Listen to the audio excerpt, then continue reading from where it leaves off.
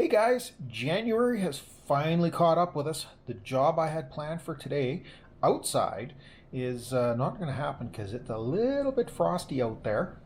Definitely below 0 Fahrenheit, getting down to the minus 20 Celsius. And we got an inside job we can work on today. What we have here is the charge coil out of the Cushman Trackster. Someplace in my collection of stuff, in my post-move disaster, I've got a new one of these, or a functional one of these, but for the life of me, I've spent hours looking for it. I cannot find it. So let's see if we can get this one fixed. Follow along, we'll see if we can make this work. This is our charge coil, and basically what we've got is 3 pickups that should be joined in series, and the idea is that we're going to get somewhere between 12 and 20 volts AC out of here, alternating current. The frequency of that AC is going to depend on the RPM that the engine is turning and how many different magnets there are on the inside of the flywheel. So obviously if we've got 2 sets of magnets, we're going to get 2 pulses for every revolution of the crankshaft. And if we have 4 sets of magnets, then we get 4. Given that the speed of the engine is, give or take, 6,000 RPM when it's running at full power, if we have many sets of magnets, we're going to end up with fairly high frequencies. I don't know how well it's showing up in the camera, but we've got definitely got some abrasion on these conductors here. Something's been rubbing across that.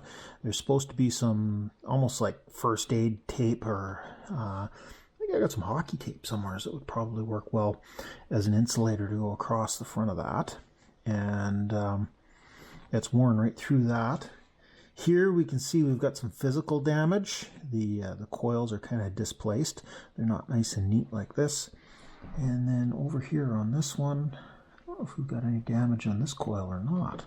Maybe a little bit of a whack. The tape appears to have been abraded slightly. Why this is worn like this, I'm not entirely sure.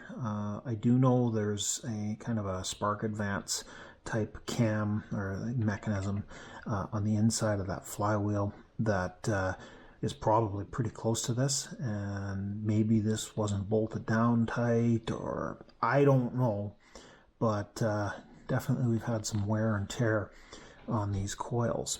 Basically what this is a metal core. You can see this green part. Well, that has the arms that go out into the center of these cores, and then we have the wrap of coil. Looks like some kind of epoxy. I'm going to take a wild guess that that has been fixed by someone at some time in the past. That doesn't necessarily look like original equipment, but we're going to have one wire is going to come into this mess, attach.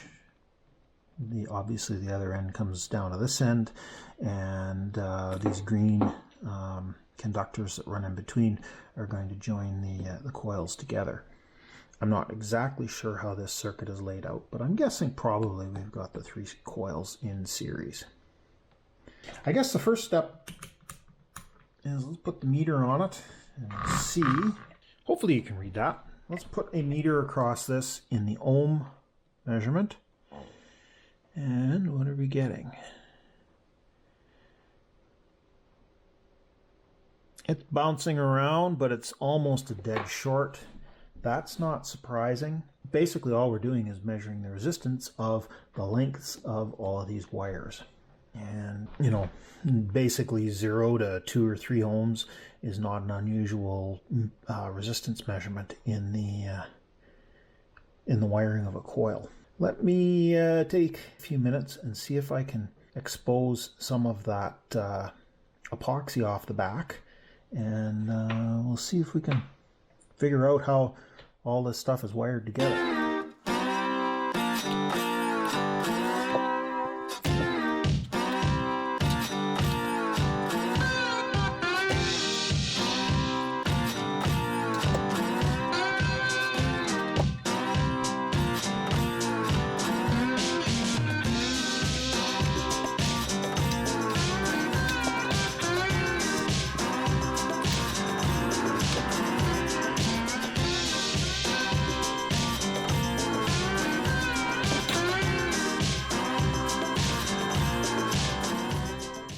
What I've got here is some 99% isopropyl alcohol. And just put it on a cotton swab, and we'll see if we can get this residue off of some of this wiring. We don't want to get too aggressive with any solvents because we don't want to chew off the insulation from the rest of these wires. This is just kind of like a shellac type of thing that's on there, and easily removed with some if we were to use like gun wash or any more aggressive acetone type of cleaner. We'll just scrub at it here a little bit with the isopropyl, and that'll give us a little more access. Let's see what kind of damage we have here. All three of these coils have some damage. I don't know how well it shows up in the camera, but we get a little bit there. Each of these wires, we've got a ding here. All of this kind of black looking stuff here is all damage, and again a ding over on this side, and then this one we've got all wear here. I think we've got a bunch more kind of around this side here. So what I'm going to try and do is get this cleaned up, and we'll hopefully be able to isolate all of the conductors. I have some liquid electric tape that I picked up that I'm hoping is going to do a good enough job of isolating these coils that maybe we'll get away without having to completely unwind. I don't really want to have to unwind all this wire to fix it if I can avoid that. Another thing that you could use is like a 5-minute epoxy as well.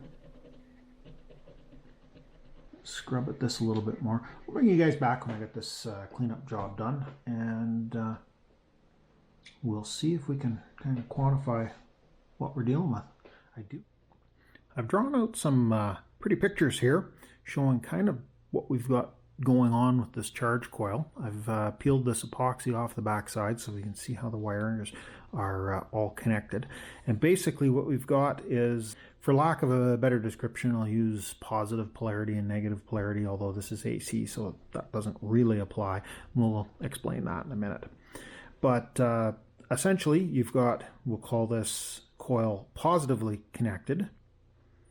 Then you'll notice that the wires cross. So this one would be in a negative polarity, and then the wires cross again, and this one would be in positive. And the reason that you would cross that is because when you're dealing with voltage in an AC system, you have to consider time as well. Let me get to the next page here.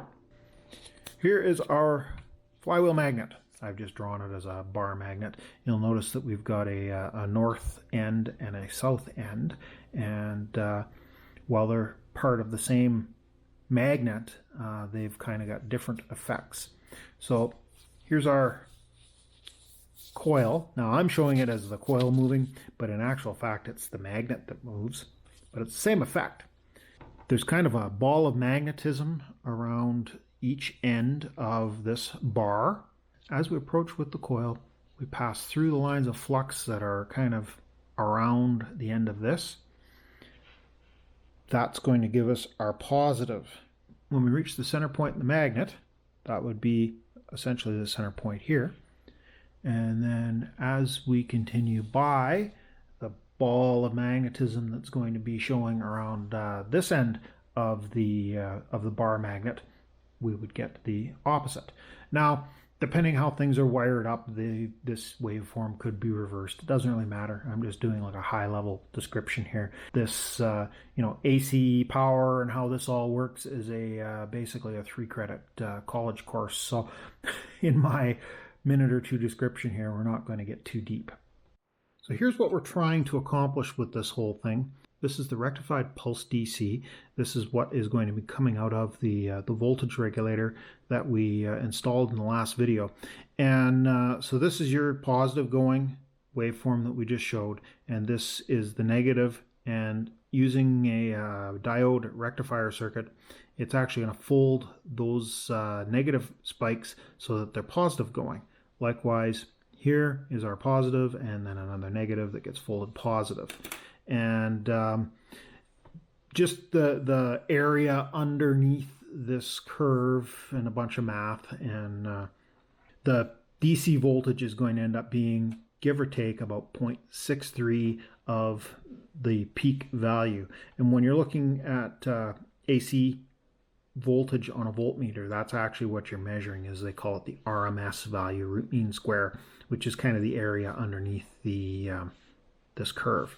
So this is going to create kind of a pulse DC waveform, and when we hook that up to the battery kind of acts as a filter, and it will just essentially be straight 12 volts DC. Hopefully that gives you a good enough description about what we're trying to do here. And now I can get back to repairing this coil. Looking at this coil, we've got a whole bunch of wear that we've got to deal with. We don't want any of that to be shorting out between the different layers of these coils, because if you short out across there, then you end up reducing your output. And I forget what the exact value was, but we were, I don't know, 3 or 4 volts, I thought, which seems awful low. Possibly the magnet has gotten weak in the flywheel and we're not getting as much energy out of it. That could be what's going on as well. It is a 50-year-old machine, and that sort of thing can happen. But definitely, first step, we'll get some liquid electrical tape spread around on these bare wires and get them isolated from one another, and hopefully that will help us produce a little bit more power. This is the stuff I picked up. I just got it at the local car parts hardware store. Nothing terribly fancy about it. I'm sure there's better that you can get.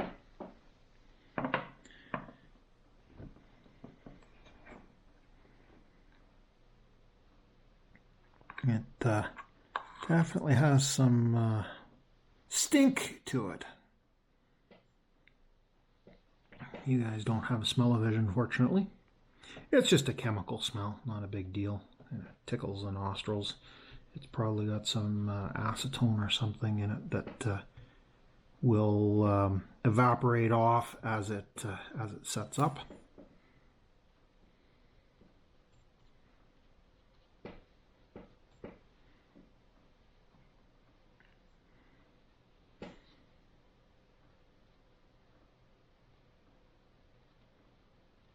Hopefully this doesn't wash things out for you guys too bad. I'm not sure if we've got everything separated here that we should.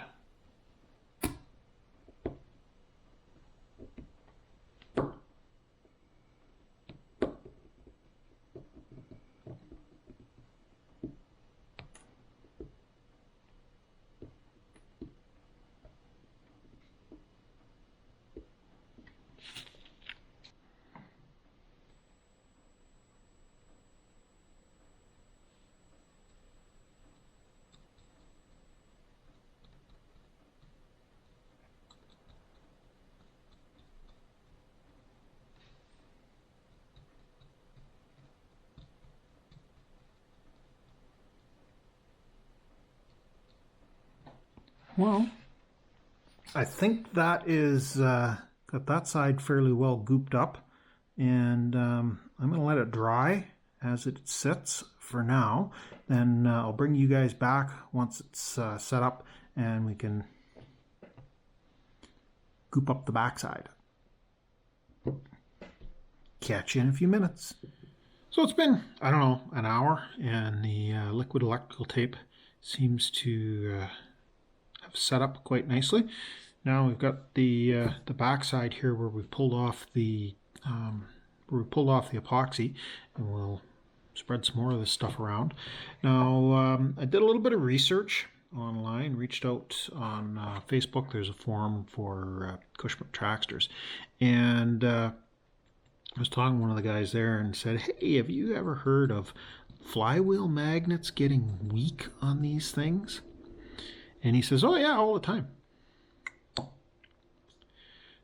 So that might be what's going on. I have ordered a tool that measures Teslas, or milliteslas, I guess it is. It's a unit of measure for magnetism.